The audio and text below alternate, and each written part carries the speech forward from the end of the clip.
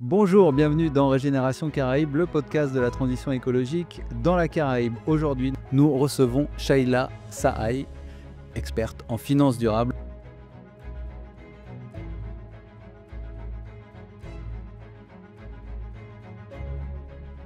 Nous allons parler argent, nous allons parler monnaie. Je ne vais pas faire tous les surnoms de l'argent ou de la monnaie. On va parler surtout de finance et de finance durable, puisqu'on est quand même sur la thématique de la transition écologique.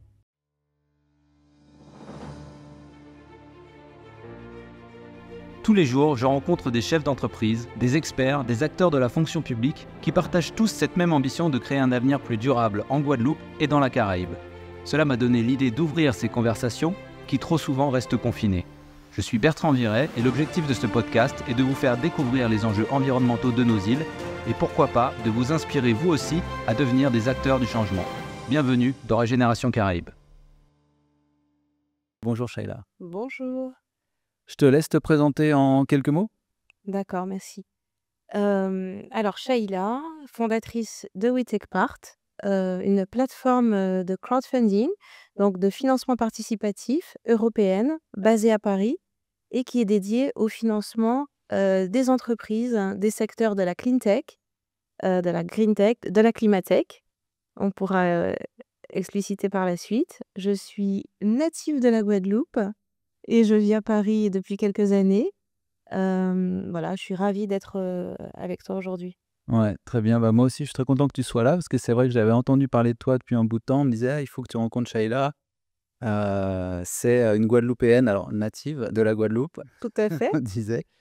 Et dans le monde de la banque, en fait. Donc, toi, tu as fait tout un parcours avant dans le monde de la finance. Euh, Est-ce que tu peux nous faire un petit résumé de ton parcours? Comment tu es arrivé là? D'accord. Écoute, d'abord, je suis de formation financière, après une spécialisation parce que j'avais commencé par une école de commerce. Et puis, j'ai fait toute ma carrière finalement dans la finance. J'ai commencé par la finance de marché. Donc, j'ai travaillé dans les services financiers, sociétés de bourse et ensuite en passant par groupe bancaire.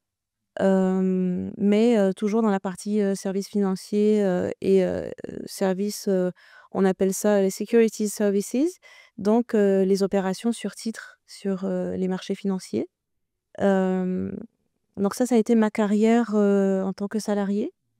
J'ai décidé de prendre ma carrière en main, de démissionner parce que j'avais la fibre entrepreneuriale et c'était un objectif depuis longtemps. Et de fonder ma première entreprise. L'idée, c'était justement d'entreprendre l dans l'écologie, je dirais, parce que le terme développement durable n'était pas si répandu à ce moment-là. C'était en 2000. L'idée a germé déjà autour de 2008. Et puis d'ailleurs, j'étais blogueuse sur ces sujets-là depuis 2007 ou 2006-2007. Oui, j'ai vu ça, ouais. On a vu ça. Et puis, donc l'idée, après ma démission, c'était, d'entreprendre dans le domaine. Donc j'ai eu toutes sortes d'idées. Ceux qui m'ont suivie, savent qu'il y a eu pas mal d'idées, mais, très engagées, sur l'écologie. C'était pas le bon moment, je pense. Oh, ouais, peut-être. C'était tôt, c'était mes premières expériences aussi, d'entrepreneur, donc, il y a eu pas mal de ratés. Et puis, pendant quelques années, je suis revenue en Guadeloupe d'ailleurs, et j'ai fait du consulting, en stratégie financière, où au moins j'ai essayé d'en faire À ton compte? à mon compte. Hem, disons que ça ne s'est pas passé comme je le souhaitais, mais peut-être que ça aboutit à quelque chose d'encore mieux parce que, j'ai eu envie d'aller plus loin, que du consulting parce que c'était temporaire, je le sentais bien et et finalement ça m'a menée à ce que je fais aujourd'hui. C'est à décider d'être une financière engagée, de me former et d'aller vers la finance durable. Donc aujourd'hui, je suis en plein dedans D'accord. et ça m'a donné, vraiment l'élan de fonder, We Take Part. Ouais, OK. Donc tu as fait à la fois le côté banque, finance, accompagnement des entreprises. Tu avais déjà une première expérience entrepreneuriale et cette fibre, environnementale. Donc finalement là, puis c'est souvent ça quand on voit des entreprises qui décollent comme ça, c'est, finalement la jonction de plusieurs, passions et expériences. Exactement. Dans mon cas, vraiment, la création de We Take Part, c'est, l'aboutissement euh, d'un parcours professionnel et personnel à la fois qui a émergé à un moment donné. Et c'est vraiment mon parcours parce que tu vois, quand je te raconte un petit peu le déroulement de ma carrière professionnelle, euh, bah, j'ai pu acquérir toutes sortes de compétences différentes dans la finance qui sont mon quotidien aujourd'hui. Ouais. Mes expériences entrepreneuriales qui m'aident dans la gestion de mon entreprise, ma vision managériale aussi, qui est aussi empreinte de mon expérience de salarié. Et ça, j'en parle souvent avec les employés, mes employés d'ailleurs, qui me trouvent assez cool comme CEO. J'ai des manières de gérer euh, les employés ou les personnes qui travaillent, mes collaborateurs, assez spéciales, très proches d'eux. Et ça, c'est clairement aussi parce que T'as j'ai été en- été salariée pendant longtemps et que je me mets à leur place. Ouais, carrément. Ben, je suis un peu dans le même cas que toi et c'est vrai que finalement, c'est un atout. C'est un Ouais, atout d'avoir été employé parce que tu fais pas ce que tu n'aurais pas aimé qu'on te fasse. Et tu n'aimerais exactement, pas qu'on te fasse. Ouais, c'est je ça. connais ça.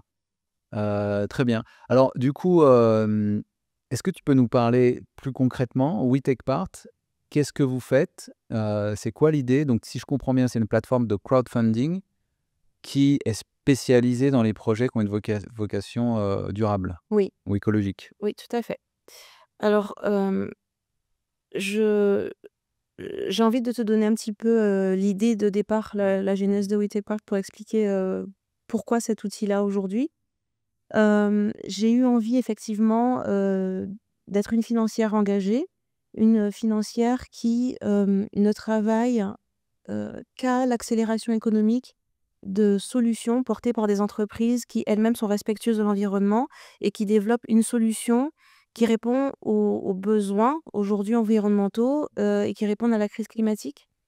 Ça, c'était mon envie personnelle et on le disait tout à l'heure, avant cet entretien, j'ai fondé l'entreprise toute seule, Ouais, donc sur mes valeurs, sur mes convictions. ok. Et We Take Part, du coup, aujourd'hui utilise l'outil crowdfunding, donc le financement participatif, parce que j'ai une autre conviction que j'allie à celle que je viens de t'expliquer.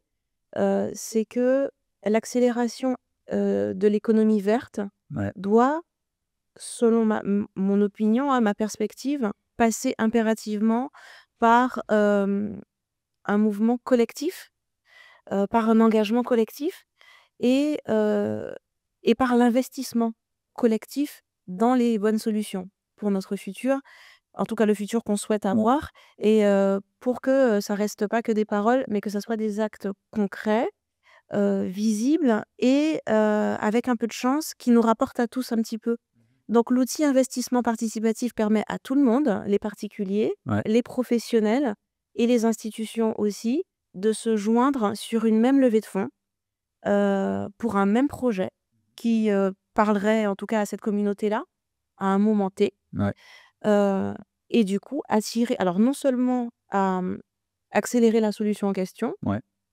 après une sélection rigoureuse qui fait sens, Mhm. mais aussi à espérer tous ensemble avoir des retours sur investissement à un moment donné. C'est ça.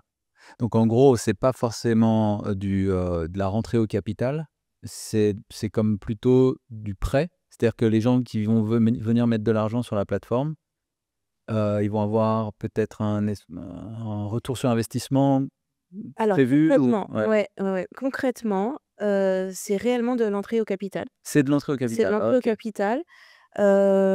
Donc chez We Take Part, les outils d'investissement qu'on propose, ce sont les actions, les obligations convertibles. OK. Donc dans ces 3 cas de figure, il s'agit, de titres, Mmh. donc de parts en si je Ouais.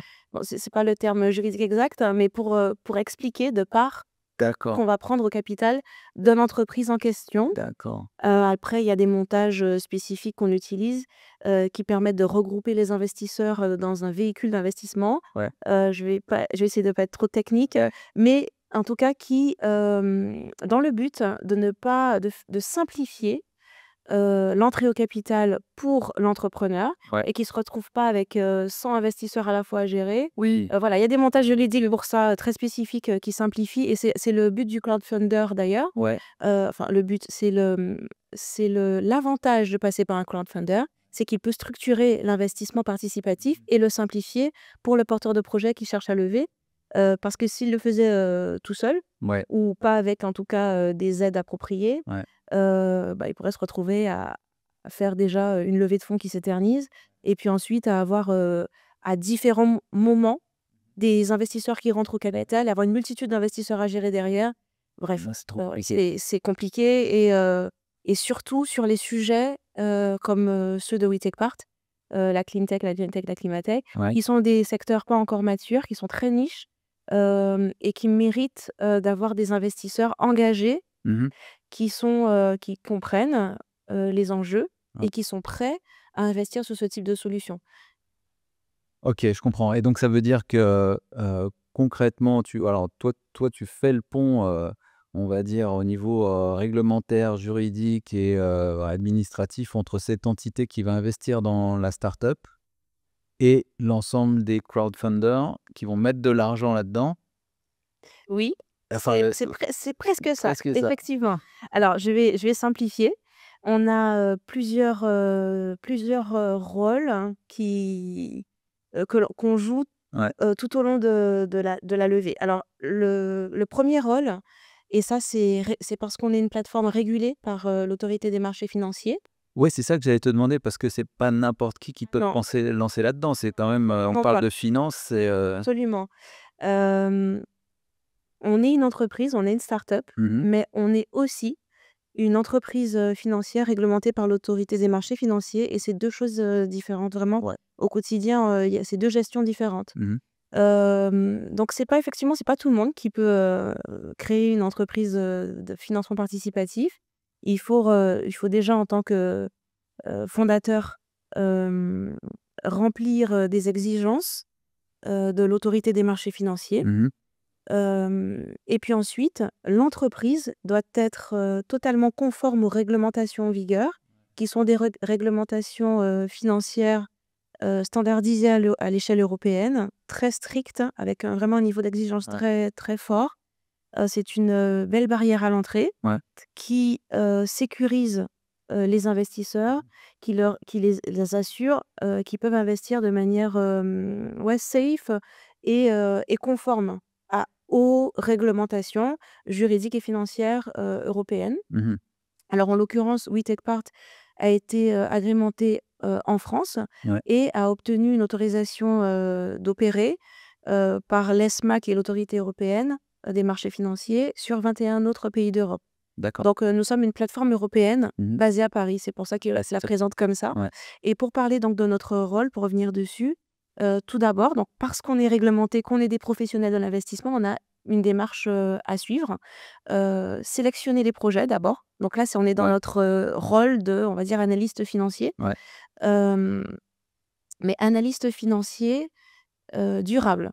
C'est-à-dire qu'on ne va pas regarder uniquement les données financières de l'entreprise, mais aussi ses données d'impact, si elles sont disponibles. Si elles ne sont pas disponibles, on va, nous, faire une évaluation De de la démarche ESG ou de l'impact de la solution en fonction de ce que c'est. Parce qu'il y a plusieurs secteurs, on pourra Ouais. les citer tout à l'heure, euh, que- pour lesquels on ne va pas prendre en compte les mêmes critères quand on va mesurer l'impact.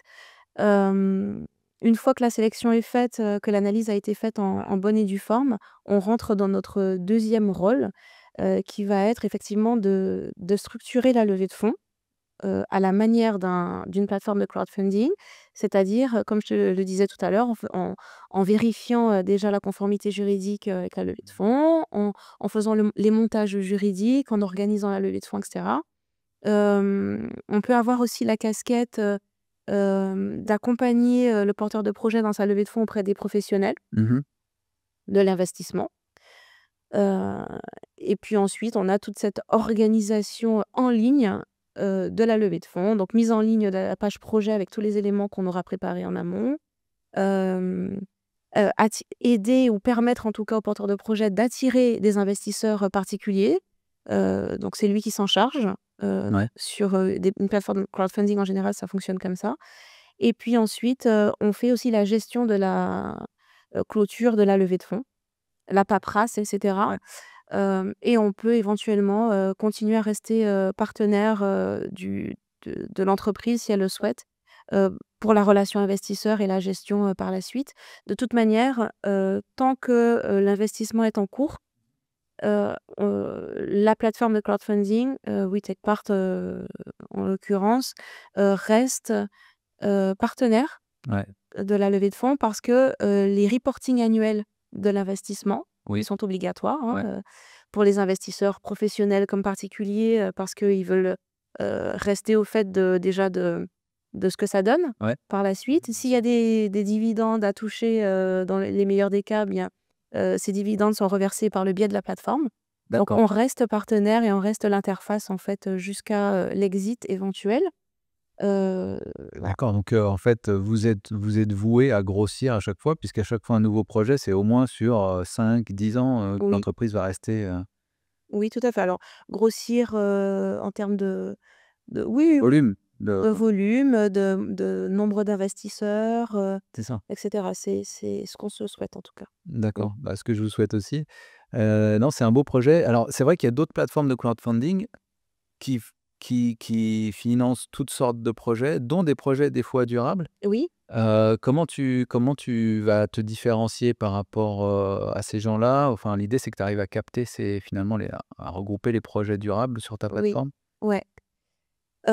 Alors l'idée, n'est pas, de récupérer tous les projets durables qui existent sur ma plateforme, Ouais, mais l'idée est de récupérer, ou en tout cas d'attirer tous les porteurs de projets qui partagent nos valeurs et qui comprennent, notre manière de faire.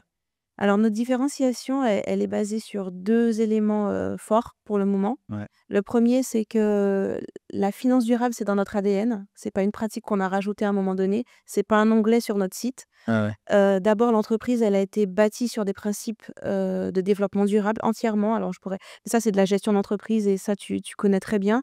Tu sais à quoi correspond effectivement une entreprise durable. C'est une entreprise qui respecte dans tous les aspects possibles, et les principes de développement durable. ouais.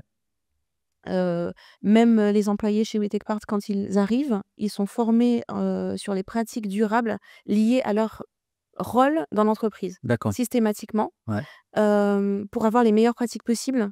Donc, tu as reçu Alexia, qui est notre, chargée de marketing et communication. À l'entrée, chez We Take Part, elle a été formée immédiatement parce qu'elle n'était pas, elle ne l'était pas, et certifiée pour avoir des pratiques de marketing durable, digital, chez nous.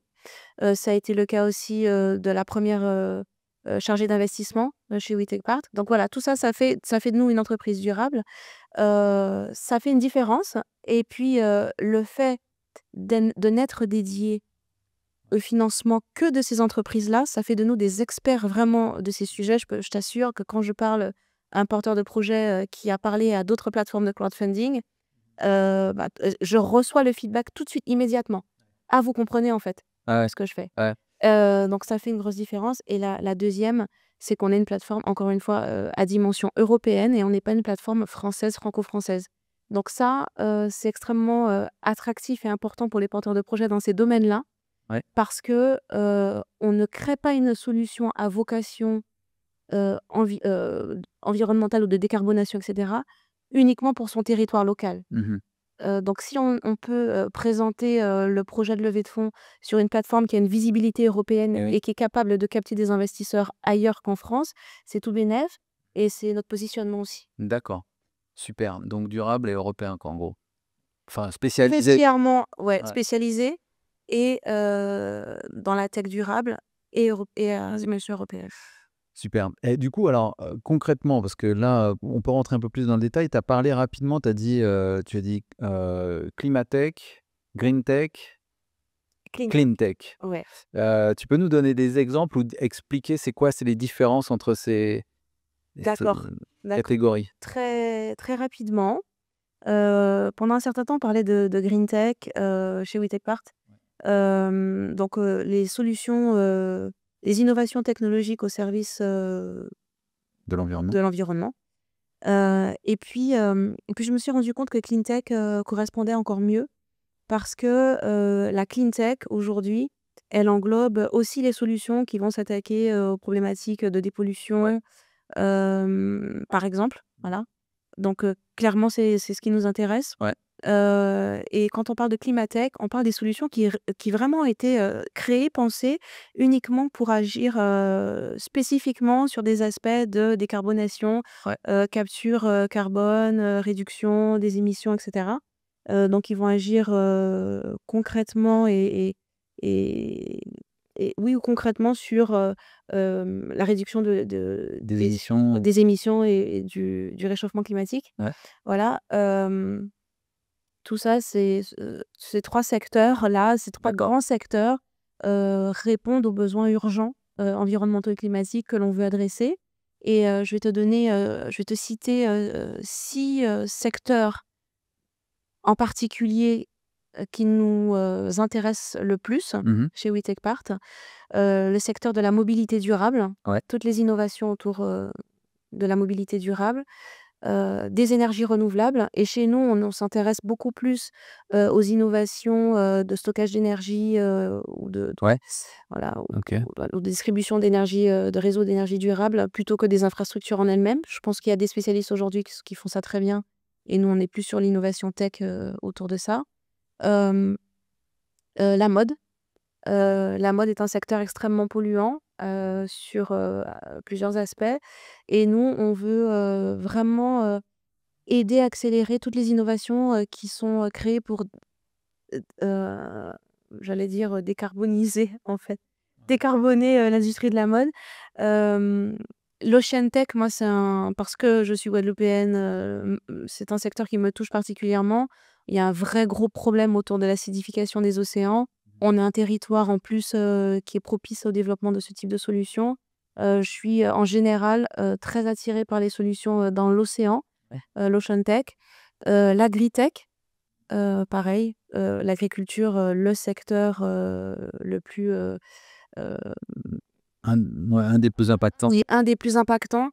Et je crois qu'il y a un dernier secteur que je ne t'ai pas cité, les énergies, la mobilité, la construction, l'océan, l'agritech, la mode, je t'ai tout cité. Oui, c'est ça. La construction, tu l'avais pas dit, mais donc là, La tu le dis la effectivement. construction durable. Ouais. Heu, Ça m'amène à faire le pont avec ce qui se passe ici sur le territoire. On a beaucoup, ces dernières années, vu de porteurs de projets qui se lancent, dans des solutions innovantes et qui essayent de transformer des problématiques qu'on a ici, par exemple les sargasses, Ouais. en solutions. On a un enjeu ici de lancement de ces solutions, parfois par manque d'ingénierie, parfois par manque justement de soutien financier ou de connaissance de comment regrouper, des soutiens financiers. Hem, Est-ce que tu bosses déjà avec des entreprises, de la Caraïbe ou des Antilles en particulier? Oui, effectivement, ça m'arrive de travailler avec des entreprises parce que j'essaie de rester proche des réseaux d'innovation ici ou Ouais. en outre-mer. Hem, Là, par exemple, je suis de passage en Guadeloupe à l'occasion de la première édition des Caribbean Innovation Days, qui a été organisée par la Technopole Innova en Guadeloupe, qui fait un très bon travail autour de l'accompagnement des innovations tech ici. Donc je suis proche de cette association et de la Technopole et j'essaye de voir comment je peux contribuer encore plus à l'accélération des solutions tech durables Ouais. ici. Alors effectivement, alors de ce que moi j'ai pu constater là, en tout cas sur les 3 derniers jours, hem, les structures de financement sont là, en tout cas elles étaient présentes. Elles sont vraiment encore se sont déplacées pour vraiment rappeler qu'elles sont là, qu'il y a des dispositifs et justement on a eu des invités, des investisseurs VC, de venture capital qui étaient présents aussi avec nous. On était plusieurs acteurs du financement, de l'investissement privé et public, Mmh. présents pour encore expliquer non seulement la complémentarité qui existent entre nos Oui. différents outils de financement, mais aussi expliquer comment y accéder. Donc ça, c'était assez intéressant. Je pense qu'ils existent effectivement et les structures comme la Technopole, enfin je la cite parce que clairement elle s'occupe de ça, elle est là pour renseigner et donner accès, à ces réseaux de financement. Ouais. Donc faut se rapprocher, Oui. de ces réseaux. Ils sont là pour ça, et ils ont le réseau pour. Donc là, on n'est pas dans une recherche, hasardeuse, Ouais. on ne sait pas où se tourner. En fait, ils sont là pour ça. Ils nous connaissent. J'étais là, par exemple, donc voilà. Et bon, de ce que j'ai constaté, il y a, surtout un problème de structuration, je pense, de ces entreprises, de modèle de structuration, surtout.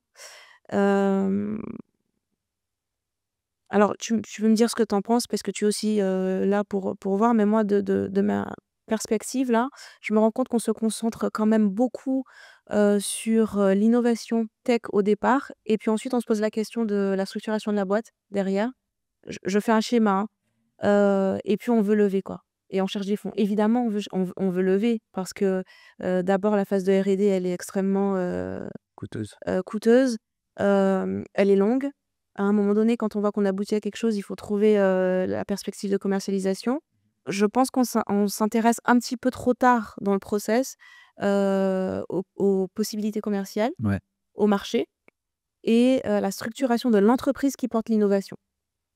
Et moi, je le dis de ma perspective d'acteur du financement, parce que venir nous voir avec, une super innovation hyper bien réfléchie, qui a été faite par un ingénieur, génial, et qui veut lancer, sans structuration, sans vision, précise, sans, projection financière qui tienne la route et cetera, ça va pas être possible. Donc on perd du temps et le temps, c'est de l'argent, et il y a la roue, de l'économie qui tourne. Bien sûr. Hein, il faut innover et rentrer dans cette Ouais. roue-là le plus tôt possible. Ouais.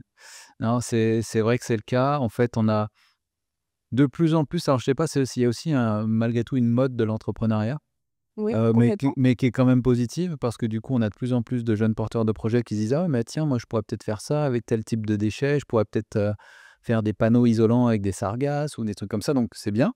Il y a des projets aussi de recherche à l'université qui naissent comme ça, mais c'est vrai que c'est un retour aussi que j'ai, par exemple de la région Guadeloupe, qu'il y a un manque il y a un manque d'ingénierie et de structuration et d'études de marché. C'est-à-dire que pour avoir un vrai projet, un vrai dossier qui fait que tu vas voir des investisseurs et tu dis: «Bah, voilà, nous, la première phase, ça va être, on va traiter tant de mètres cubes, on va produire tel type et on va vendre à tel secteur», Absolument. et ça, c'est essentiel. C'est ce qu'on fait un petit peu avec le bureau d'études ici sur certains, enfin, on accompagne les porteurs de projets. On n'est pas les seuls, hein, mais en tout cas, et il y a des outils aussi d'aide, hein, pour financer ces premières étapes. Absolument. L'ADEME finance, alors quand on est dans le domaine de la transition, Oui, tout à fait. l'ADEME finance à des niveaux plus hauts l'Europe, Oui, la BPI est là la aussi BPI. avec de véritables dispositifs qui fonctionnent. Maintenant, il faut remplir les cases et pour remplir les cases, ben, ça passe par ce que je te disais tout à l'heure, être structuré correctement, avoir une vision, une projection des projections, enfin, voilà quoi. Exactement, et c'est vrai qu'en fait, ce palier-là est un peu la chaîne, on va dire, manquante du maillon, quoi. Parce qu'on Absolument. voit que vous êtes là, les investisseurs sont là, et vous voulez du concret, quoi. Exactement, on veut du concret et moi j'aimerais insister sur le fait que, les entrepreneurs, dans l'innovation en Guadeloupe, aux Antilles, enfin, je dirais même dans la Caraïbe, mais on va parler de la Guadeloupe, la Martinique, enfin, j'ai même envie de parler de la Caraïbe, en fait, sont extraordinaires, ont de superbes idées. La résilience caribéenne fait que, il y a de très beaux projets qui sortent, malgré le manque de moyens. Après tout ce manque-là dont tu viens de parler, on arrive à sortir des projets extraordinaires, quoi. Et sans l'accompagnement, s solide suffisant, tu vois? Quand même. Mais oui, ce maillon qui manque, il est intégré trop tard. Mmh. Hem, donc ça, c'est une vraie lacune et voilà quoi, on va trouver des solutions. Bien sûr, On et comme tu dis, je pense que c'est vrai que l'aspect, les Caraïbes, en fait, c'est les milieux insulaires. Donc cet aspect insulaire, nous oblige aussi à réfléchir comme ça, à se dire, bah, qu'est-ce qu'on peut réutiliser? Comment est-ce qu'on peut faire les choses Oui, différemment? Et on parle souvent, bah, en tout cas des Antilles comme des laboratoires de développement durable parce qu'on a à la fois absolument. des gros enjeux, des grosses ressources. On a beaucoup de soleil, on a beaucoup d'eau, on a les océans, comme tu disais tout à l'heure, Biodiversité. une biodiversité incroyable. Sans les Antilles, enfin, je dirais, bah, par extension, les DROMCOM, ça s'appelle comme ça maintenant, Ouais. heu, la biodiversité française serait beaucoup plus petite. Donc enfin, c'est l'essentiel de la biodiversité qui est là Et même du territoire maritime et le de la territoire France, maritime, donc qui est un pays qui a le plus grand territoire maritime au monde à ce territoire d'outre-mer. exactement. Et j'aimerais Ouais, vas-y. rajouter quelque chose. On a une faiblesse qu'on pourrait, tourner en atout aussi aujourd'hui, c'est que la Caraïbe fait face, à énormément, alors j'ai plus le chiffre en tête, je vais pas dire de bêtises, mais, le plus de catastrophes, naturelles liées au réchauffement climatique, est subi, alors la phrase elle est dans l'autre sens, mais est subi, par la Caraïbe. Donc on est aussi un territoire d'expérimentation, hem de choix, des solutions, qui pourraient faire fa tu vois, qui pourraient répondre, à la crise climatique, et ça peut tourner aussi en atout, pour être le laboratoire du monde, quoi. Exactement, exactement. Et c'est vrai que, bah, c'est très bien que tu aies gardé ce contact, hein, parce qu'en tant que Guadeloupéenne, à Paris, tu nous as pas oubliés. C'est bien. Ouais, et Ah ouais? j'ai failli oublier, parce que je partais dans mon truc, je parlais franchement, hein, et puis, j'avais besoin de partir dans mon Ouais. truc. Hem et puis, je me suis rappelé que je suis, guadeloupéenne, je suis caribéenne et c'est la Guadeloupe qui m'a faite.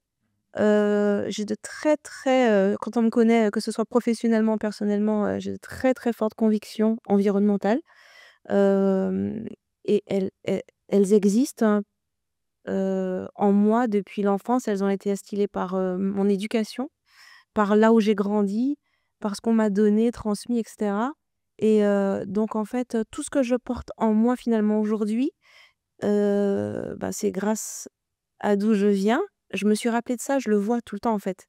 Hem et du coup, il y a quelque chose, il y a le give back qui doit exister, et puis il y a un effet, d'entraînement aussi auquel j'ai envie de participer. Hem et aujourd'hui, il y a une telle envie, d'innover dans ces domaines-là, dans la Caraïbe en général, que ça y est, maintenant j'ai un rôle à jouer, assez concret. Ouais. Aussi parce que j'ai fait quelque chose de concret aujourd'hui. Donc c'est le moment, et je suis là et j'espère que je vais, encore, être là pour, jouer mon rôle. Ouais, bah, si Dieu veut, on le souhaite. Ouais, j'espère, ce serait bien, ce serait super. C'est de toute façon, c'est pour moi, tu as vraiment, mis, ton curseur sur un, bah, voilà, tu prêches un convaincu. Enfin, je pense que c'est l'avenir de l'innovation. Enfin, on est obligé de composer avec, les risques climatiques et il y a Oui, énormément de choses à faire. Les innovations, c'est une obligation, hein, aujourd'hui, hein. Moi je considère très franchement, mon rôle dans la finance durable, je le considère comme une responsabilité en tant que financière. C'est une responsabilité que j'ai souhaité prendre parce que j'aurais très bien pu rester dans la finance traditionnelle. Je pense que ça me rapporterait plus, ouais. enfin je suis sûre. Après j'aurais pu aussi, pareil, faire mon bonhomme de chemin et franchement et laisser, tout ça derrière, la Guadeloupe et cetera, et me focaliser juste sur la dimension française et européenne qui s'offre à moi parce que c'est super, et ça, c'est les réglementations qui le permettent, dans une optique, justement de chiffre d'affaires et d'avancement plus rapide. Mais non, c'est aussi de l'ordre de la responsabilité. C'est pareil, adresser, les sujets climatiques et environnementaux, ça fait partie des responsabilités collectives. Ouais, complètement. C'est quoi ton est-ce que tu peux, parce que là, tu parlais de ton enfance, et le fait que ça t'a connecté à l'environnement. Est-ce que tu as des souvenirs ou quelque chose de particulier que tu Ouais, bah, oui, avec plaisir. Bah, ça va être, la petite, séquence dédicace, OK. à mon père en particulier, mais je vais commencer par ma grand-mère qui est plus là et qui nous a quittés, j'étais assez jeune, j'étais ado, et tout de même qui, m'a transmis quelque chose de très fort, parce que alors, je viens à l'origine, d'un milieu, très modeste comme beaucoup d'Antillais, hein, de Guadeloupéens, à l'origine des grands-parents et tout ça et pour le coup, moi, je viens, côté, maternel de Trois-Rivières, Mmh. Capesterre et de Goyave. Moi, j'ai grandi à Goyave, côté campagne, quoi, D'accord, ouais. côté paternel et alors pour commencer par ma grand-mère, donc une femme qui savait s'occuper de sa famille, d'elle-même, à partir de tout ce qu'il y avait dans le jardin. OK. J'ai des souvenirs même, heu, qu'elle allait et que ce sont des choses, en fait, qui ont été faites sans arrêt devant nous. Donc en fait, c'est un savoir-faire, en fait, qui a été transmis par l'exemple. Aller chercher, de l'eau de mer, faire sécher pour le sel. Ah ouais? C'était ça. Faire son café, ma grand-mère faisait son café, donc ça, c'est quelque chose que j'ai vu faire plusieurs fois et que je sais faire. En fait, j'ai le réflexe, si je vois un caféier, moi, d'aller cueillir enfin, je sais faire mon café, et puis, j'ai eu la chance que je vivais pas ça comme ça, du tout quand j'étais jeune, mais j'ai eu la chance que ma grand-mère et surtout mon père, m'obligeaient à venir avec eux dans le jardin. Alors, je le vivais très, très mal et au final, je sais, ma grand-mère elle faisait son café, elle avait son cacao, sa vanille, son coton, Waouh! les fruits, des fruits, ce qu'on appelle les fruits en temps longtemps, le topinambour dans le jardin. Mmh. Elle avait, des terrains, à Trois-Rivières, dans les hauteurs de Trois-Rivières, mais limite Soufrière, Saint-Claude, OK. très dans les hauteurs, où elle plantait, certains, fruits qui ne pourraient pousser que là, en D'accord. abondance. On avait ça, on avait des rituels, en fait et puis, c'est une femme qui, naturellement, cultivait avec la lune. Donc en fait, j'ai appris ça aussi. Donc j'ai ces réflexes-là. D'accord. Ensuite, elle habitait à Bananier, donc au niveau de la mer. Ouais. Donc regarder la mer pour savoir quel temps il va faire, sont des choses que j'ai apprises. Avec mon père aussi, regarder le ciel et savoir quel temps il va faire. Alors mon père, qui m'obligeait quand il allait, bouturer, quand il allait greffer un arbre, à venir avec lui. C'était moi qui OK. me coltinais le truc. Donc maintenant je sais seule, ben, cultiver avec la lune, bouturer, j'ai pas oublié. Alors il le sait pas forcément, mais j'ai pas oublié. OK. Bouturer, à quel moment le faire, à quel moment tailler un arbre, pourquoi, greffer un arbre, lesquels entre eux. Mmh. Ah oui, d'accord. Heu, Vraiment, voilà, donc très petite, toute petite, moi j'ai eu envie du coup d'avoir ma parcelle dans le jardin pour planter ce que moi j'aimais. Donc OK. c'était pastèque, tomates, choux, c'était ça mon truc et des radis et tout ça. Donc c'était mon endroit, ma parcelle. Génial. Heu Pêcher, faire des nasses, Ah ouais, d'accord, bah, pour aller les trouver la source derrière, parce que moi j'étais élevée à Sarcelles ouais. avec mon père. C'est pas arrivé souvent, mais il m'a montré la petite source où il y avait encore des Les oiseaux. Boissous? Faire les nasses, aller les poser. Génial. Hem, enfin bref, je me suis tellement coltiner des moments comme ça Ouais. que c'est en moi. Le dimanche matin, chez nous, bon finalement c'est la première fois que je le raconte, enfin il y a des gens qui le savent, mais le dimanche matin on petit déjeunait pas, à la maison. OK. On devait, tous les matins, Oui. c'était dans le jardin, c'était, coco, eau de coco, crème de coco et éventuellement le cœur, du palmier s'il y en avait. C'était ça notre seul petit déjeuner. Tous les matins, mon père, Tous les matins. je sais pas d'où il a tous les Tous dimanches, les dimanches matins. je sais pas d'où il avait pris ça, mais enfin, j'ai été élevée comme ça toute mon Waouh! enfance. Donc utiliser la nature, vivre avec en fait, et ben, moi j'ai été élevée comme ça et j'ai pas pu m'en défaire, quand je suis arrivée donc à Paris au départ, Oui, parce que j'ai vécu à l'étranger aussi beaucoup. d'accord. J'ai eu besoin, très, très vite d'avoir, des plantes qui portent quelque chose quoi. C'est C'était ce que j'allais te demander, l'arrivée à Paris a dû être un choc quoi, ou même à l'étranger parce que quand tu pars entouré de nature comme tu peux l'être à Capesterre, tu arrives dans la grande ville? bah, au début je m'en suis pas rendu compte parce que jeune, excitée, super contente d'être partie de la Guadeloupe, la jeunesse Ouais, quoi. ouais, d'accord. Bon, Ouais, au tout début, je m'en suis ça. pas rendue. C'était, génial et puis j'avais plus à me taper tous ces trucs-là, voilà, moi j'ai toujours eu une phobie, c'est les anolis. Tu Ah imagines? bon? Ah oui. Les mabouillas, c'est le truc, je peux m'évanouir quand je mais Ah littéralement. oui, on est donc là, ça doit oui, c'est dur. Et je devais, moi, c'était moi qui allais cueillir des trucs, aller rentrer, c'était moi la collecte des œufs parce que pareil, on n'achetait pas d'œufs D'accord, oui. et Vous amenez vos on a poules. toutes sortes de volailles, toutes sortes. OK. Voilà, donc bref, au départ, je m'en suis pas rendu compte, mais très vite, ça a été un grand manque, Ouais. et ce qui m'a le plus choquée, c'est le manque de conscience environnementale dans les villes Ouais. et ça a été une souffrance réellement.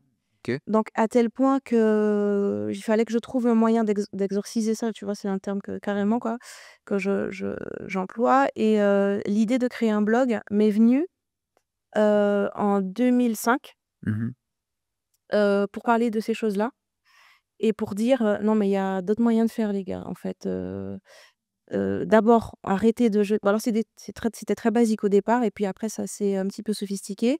C'était, bon, il y a des gestes, très simples, Ouais. ne pas jeter, trier et cetera. Pourquoi? Ne pas acheter tel et tel fruit, il faut arrêter, il y a des saisons. Bah, c'est pareil, ça c'était en moi ça, cette histoire de saison. Saisonnalité. On peut pas manger la même chose toute l'année, enfin stop. Donc je bloguais par exemple sur les saisons. En ce moment, ça c'est la saison de tel fruit ici. Mmh. Donc on n'achète que ça. Maintenant, c'était le début du bio. Alors moi je parlais que de ça et j'expliquais ça et pourquoi. Enfin bref, je suis allée assez loin, dans la fabrication des produits, à la maison, qu'on utilise à la maison.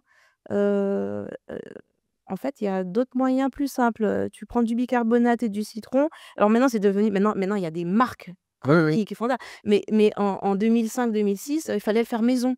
Il y avait pas encore de marque. En supermarché, ça existait pas Ouais, encore. ouais, c'est vrai. Donc mais moi, c'est je j'ai laissé volontairement les recettes en ligne, sur le blog Ouais. parce que, je disais: «Non, non, mais en fait» parce que ma grand-mère faisait ça. Parce que moi, j'ai été élevée comme ça et c'était du bon sens, en fait.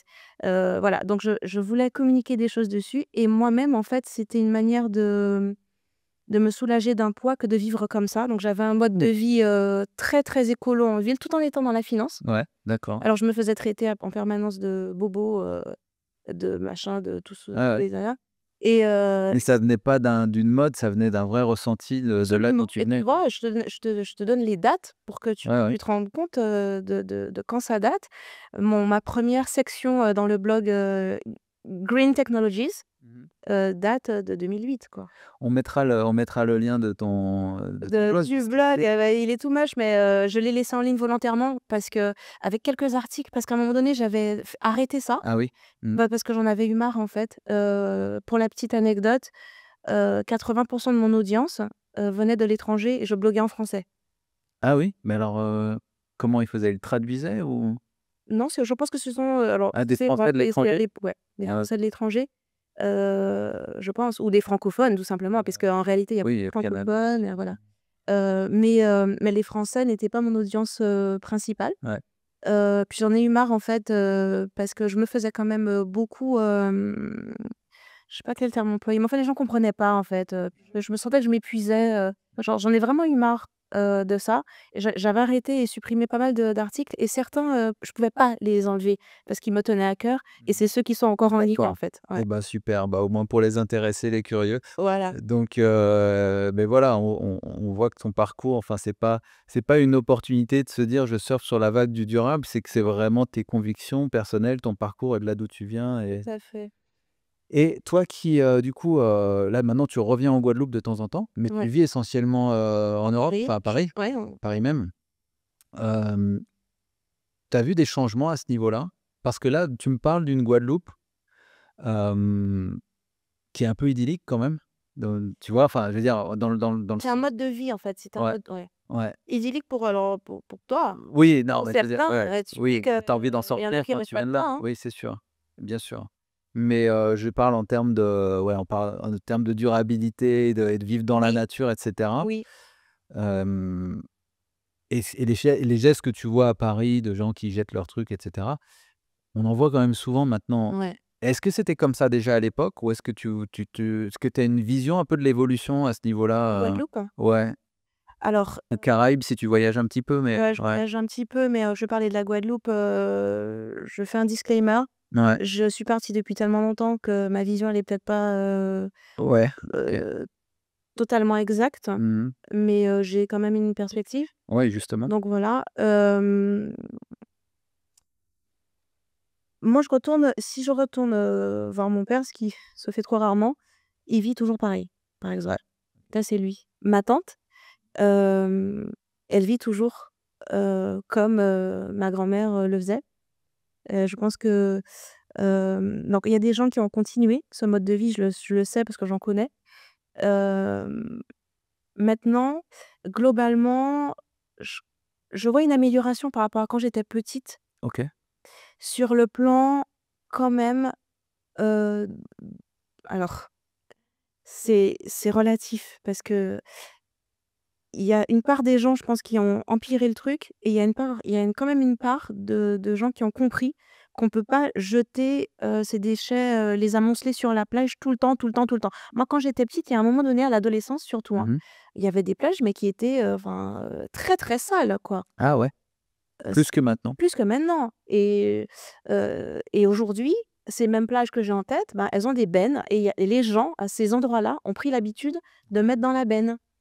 Donc maintenant, on peut marcher quand même. Bon, vaut mieux mettre des chaussures quand même, mais on peut marcher. Et à l'adolescence, ces plages-là étaient devenues impraticables, alors que quand j'étais enfant, on y allait, c'était propre. Donc là, on est revenu à un truc un peu moins pire que quand j'ai laissé la Guadeloupe, en fait. Mmh. D'accord. Tu vois? Ouais. Et en même temps, je crois qu'il y a des aspects sur lesquels ça s'est pas arrangé, ça s'est peut-être empiré. Parce que j'entends toujours cette problématique, de gestion des déchets et de gens qui font n'importe quoi. Malheureusement, c'est trop dommage, mais on n'y arrive pas, quoi. Hem, Après pour le reste, je pense que ma vision elle est beaucoup trop éloignée de la réalité pour que je me prononce Ouais. dessus. Non, mais c'est intéressant déjà de voir que finalement, ça va quand même dans le bon sens, Il y a des bien en oui. partie. Enfin, il y a des choses qui ouais, ouais. Bah, écoute, c'est comme, ce que je te disais, je te disais, j'ai commencé à bloguer sur l'écologie, en 2008. La plupart des gens, me traitaient de bobo, machin. Aujourd'hui, les gens font de l'argent sur, des flacons, de vinaigre et bicarbonate. Enfin, il y a des marques, tu vois ce que je veux dire? Il y a quand même une amélioration, dans la prise de Dans la conscience prise de conscience, ouais. collective, mais après dans les actions, malheureusement le greenwashing est venu se rajouter et donc et puis voilà. Donc Oui, mais oui, greenwashing et puis des lobbies et puis, plein de choses, qui arrivent là-dedans qui fait qu'en fait, c'est vrai que dans le début des années 2000 et milieu, ouais 2010, enfin, je pense qu'on est de la même génération, mais tu sais, c'est toute cette question de bon sens simplement sur la éviter de rejeter trop de plastique, donc mmh, qu'est-ce qu'on achète, les emballages qu'on éviter de prendre trop d'emballages, essayer c'est de ça, d'acheter local et cetera. c'est ça. Heu, Maintenant il y a aussi toute une partie, ça devient tellement médiatisé machin que, et puis il y a une partie de mode, des gens qui le font sans comprendre forcément, C'est donc c'est un fléau. oui, c'est ça, donc on se fait vite taxer aussi maintenant de écolo bobo ou des trucs comme ça, alors que, bah, finalement, c'est des choses de base de Ouais. Alors moi je dis souvent, je rebondis sur ce que tu dis, la manière la plus écologique et la plus, responsable de vivre, c'est la plus simple. Les gens demandent parfois, ça m'arrive, on me demande, heu: «Mais quelle marque tu conseillerais?» Je sais pas quoi. Mais en fait, n'achète pas le truc. On n'a pas besoin, il y a pas, de marque, à conseiller, quoi. Moi, je connais des gens personnellement, du moment qu'ils ont, saisi, la perche, ou l'opportunité du développement durable. D'ailleurs, j'ai envie de le dire, je fais une parenthèse, ouais, je n'ai saisi aucune opportunité, on ne m'a jamais pour le moment, donné d'opportunités dans ma vie, je les ai créées. ouais, Je ferme la parenthèse. OK. Hem, Bah, du moment qu'ils sont, rentrés dans la question du développement durable, Ouais, ben, ils ont, presque jeté, toutes leurs chaussures Nike, par exemple, pour les remplacer par des ouais, ouais, je grossis le trait. ouais. Ou arrêter ou ont jeté tout leur machin pour utiliser. Bah, non, en fait, il y a des principes de bon sens. Mmh. On ne peut pas rentrer dans la surconsommation dans l'autre sens non plus. En fait, il faut rester sobre. Donc on parle de sobriété, on parle, de bon sens et De bon cetera sens, et de c'est ça. responsabilité et ça c'est, ça doit être universel. Complètement, complètement. Bon, bah, très bien. Pour revenir un petit peu à ce que tu fais tous les jours, à ta vie de tous les jours et donc tu diriges l'entreprise. Oui. Vous êtes combien, chez Alors aujourd'hui, on est 4, parce qu'on débute, notre activité, enfin on débute, ça fait quand même 2 ans et demi, mais on est une jeune entreprise. Mmh. Les effectifs, varient, en Ouais, fait.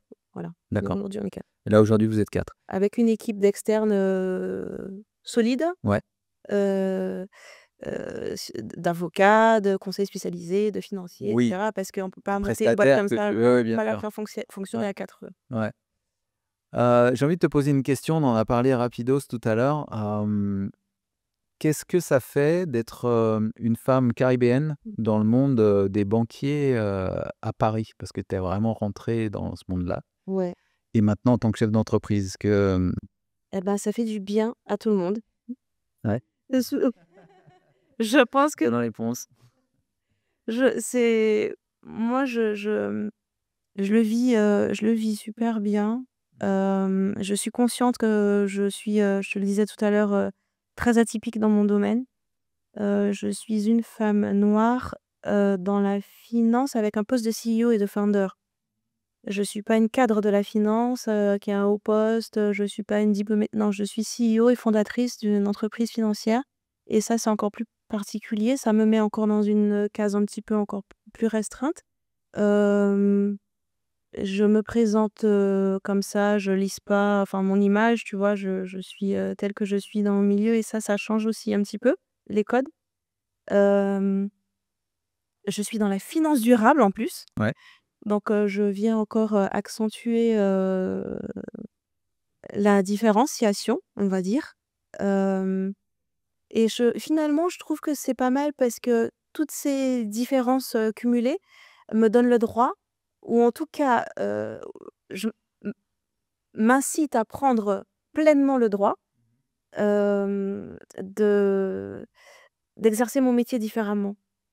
Parce que finalement, d'abord, je pense qu'on m'a pas vu venir. On s'attendait pas à ce que je sois là, dans la pièce. On m'attendait pas. On n'attend pas, un financier noir ou un entrepreneur noir, on n'attend pas, en fait, dans la finance. ouais, Et c'est tu le vois? moins courant, ouais, enfin, en tout cas en France. Ouais, ouais, en France, mais oui, oui, en tout cas en Europe. Non, Ouais, en Europe. je peux, on peut même, Oui, et donc du coup, c'est assez sympa. C'est assez sympa, je suis contente parce que du coup, ben, il faut apporter de la diversité. On est là, on fait du bon travail, du travail qui reçoit les mêmes, agréments, que les autres, enfin, c'est formidable, quoi. génial. Donc en fait, quelque part pour toi même tu le sens comme, enfin un atout, c'est ton identité et enfin un atout en tout cas, c'est quelque chose qui En tout cas, c'est quelque chose de positif. Alors je suis pas, je suis très bien accueillie, je tiens à le dire, ouais. quand même. Je suis étonnée d'ailleurs. J'ai plus Tu de une problèmes. crainte ou pas? J'avais pas une crainte, je m'attendais Ouais, dans le monde de la finance, je précise, parce que je suis à cheval sur plusieurs écosystèmes. ouais, L'écosystème du développement durable, ouais. donc des startups du développement durable, des institutions, du développement durable, et cetera. Ça, c'est mon écosystème, je les connais, ils me connaissent. Je fais partie de l'écosystème financier, et je fais partie aussi de l'écosystème de la finance durable. Alors, dans la finance durable, je pense qu'il manque encore à m'accueillir, mais dans le monde de la finance, j'ai été très bien accueillie en tant qu'entrepreneur, CEO noir, et cetera.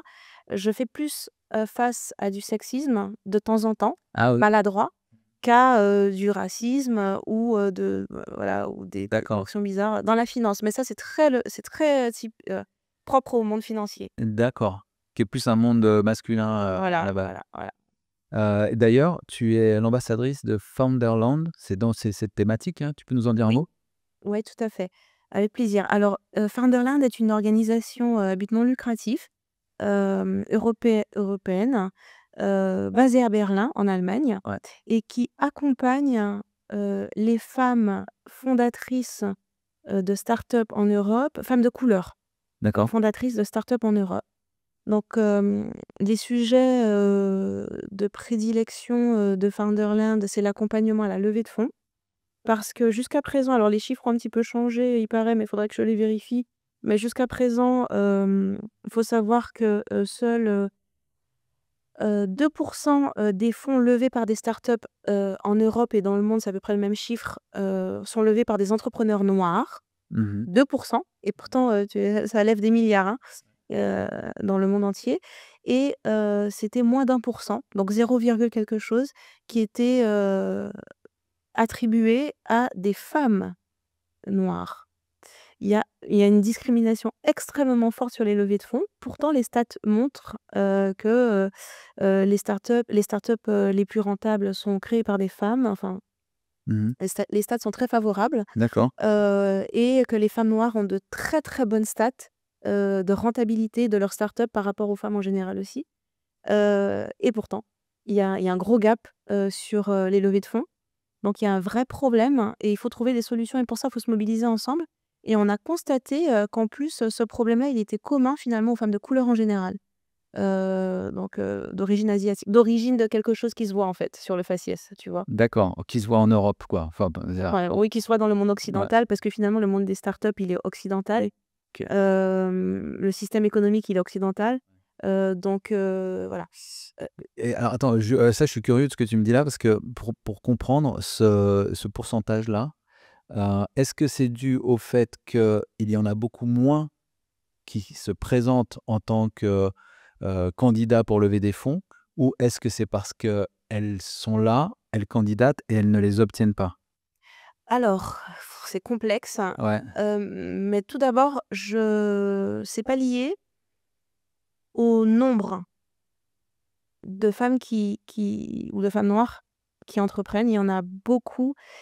Là, j'ai pas les chiffres, mais ce serait d'accord. intéressant, même à la suite de ce podcast, d'aller les chercher. Ouais, Il y a, mais pour nous, je pense que pour nous, on va le voir tout de suite, ce que je vais dire, on va le visualiser.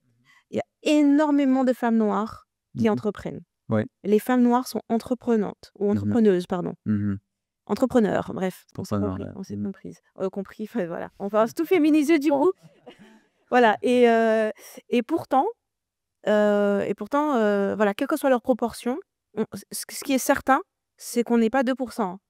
On n'est pas 2% du paysage, Oui, vous êtes tu vois? plus. Non, Ouais. non, oui, heu, Ouais, d'accord. franchement, il faut voir, faut Bon, chercher, mais on parce est vraiment, beaucoup. est-ce que vous avez tendance à ne pas aller chercher les fonds? Alors, on a moins tendance à aller chercher les fonds, mais je vais te dire pourquoi. Le système aujourd'hui, l'écosystème des startups est fait de telle manière à ce que, faut prendre avec des gants tout ce que je dis parce qu'en fait, ça il faut jouer enfin, c'est quand même complexe tout ça. Donc c'est pas Ouais, tout, ouais, ouais. bon. Est fait pour favoriser l'accès aux levées de fonds aux startups qui rentrent dans le système incubateur-accélérateur. D'accord. Quand tu regardes la composition, des programmes startup accélérateurs, il y a très peu de diversité. Aujourd'hui, c'est la mode, il y a une mode, hein, de diversité et inclusion. Ouais. Alors tant mieux pour nous dans un sens parce qu'il y aura toujours un petit quota, pas officiel mais on va regarder quand même, si, l'incubateur, l'accélérateur est Une re représentativité, voilà, voilà. Hem, mais déjà à ce stade-là, il y a un problème. C'est-à-dire qu'il y a trop peu dans les à part dans les faut qu'ils se présentent. trop peu qui sont sélectionnés. Ah, À part dans les incubateurs dits, enfin qui se spécialisent sur, la diversité et l'inclusion, bah, évidemment, bah, là, on va avoir que ça. Mais dans les autres, en fait, il y a pas assez de couleurs. c'est-à-dire ouais, mais alors c'est parce qu'ils sont pas sélectionnés parce que c'est des tu Bah, penses c'est que parce qu'ils sont moi, je viens d'écosystème ouais, startup, ouais, je le dis, ouais, heu il y a un manque, il y a un problème. Il y a un problème, il y a un manque d'équilibre, il y a un problème au niveau de la sélection. OK?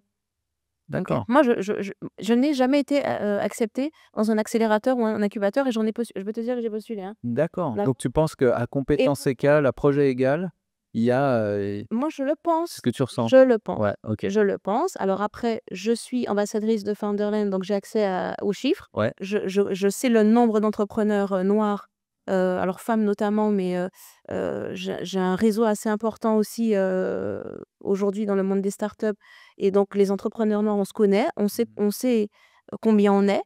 Une certaine proportion est incubée et aussi grâce aux accélérateurs et incubateurs qui sont spécialisés dans la diversité. Ouais.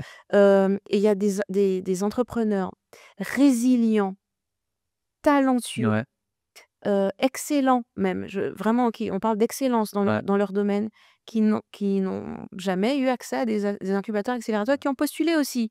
Alors, on n'est pas obligé d'être toujours sélectionné, etc. Quand tu regardes la colorimétrie, j'ai envie de te dire, des, des incubés ou des accélérés, pour moi, il y a un souci. Tu vois? Donc déjà, forcément, ça va réduire l'accès après au système de levée de fonds, et cetera, derrière. Après, il y a aussi il y a autre chose, c'est pas que la FOTA. Il y a aussi autre chose, c'est qu'on a tendance, parce qu'on a l'habitude d'être discriminé, parce qu'on s'y est habitué, parce qu'on n'y croit pas et très souvent, on croit même pas, suffisamment en nous-mêmes à cause de plein de choses.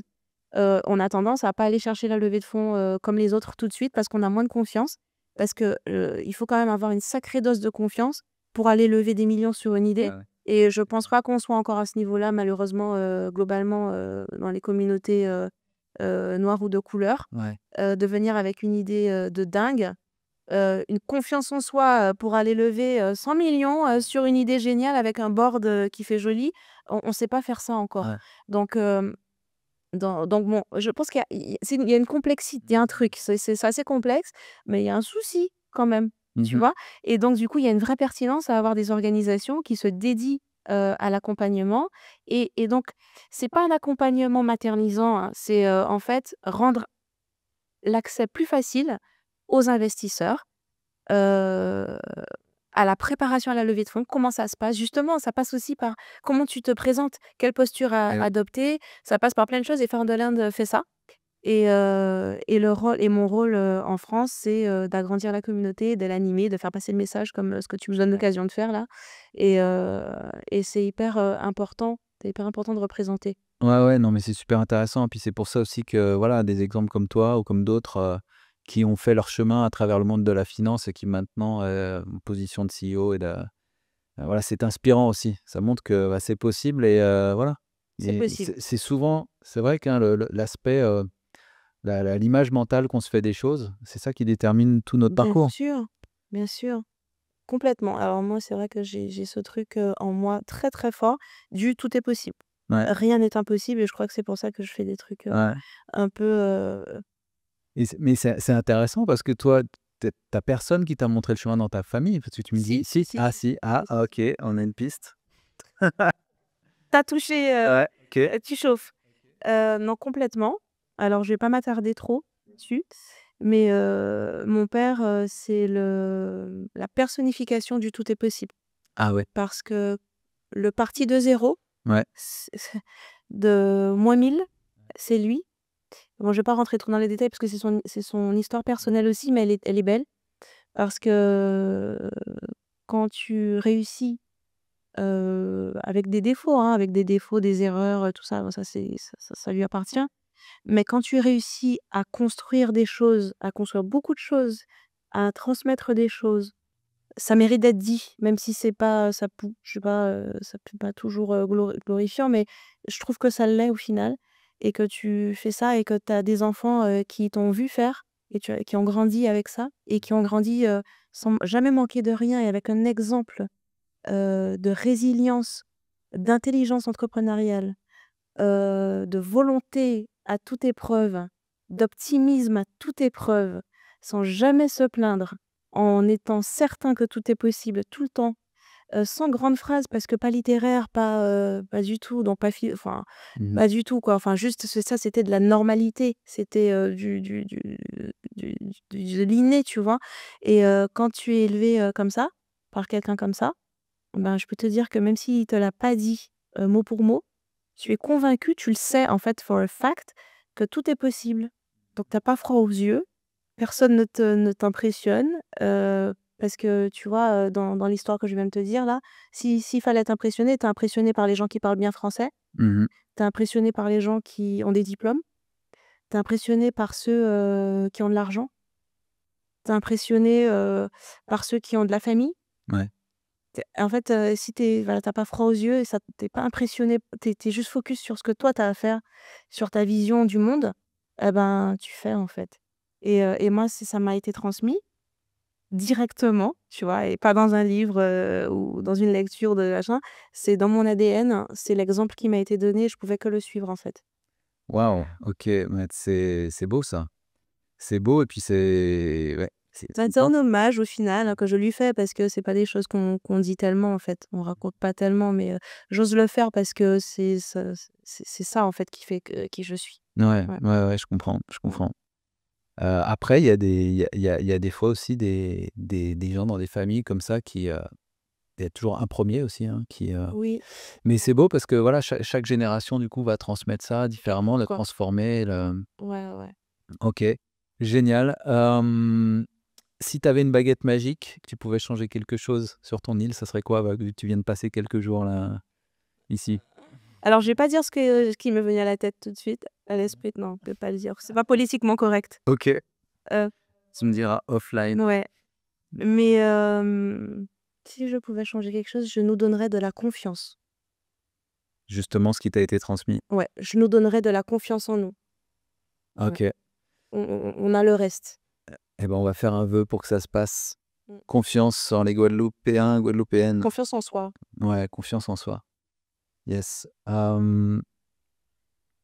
revient peut-être un peu au même du coup. Un conseil que tu donnerais, à un jeune entrepreneur qui veut se lancer ici ou une jeune entrepreneuse qui veut se lancer, ici?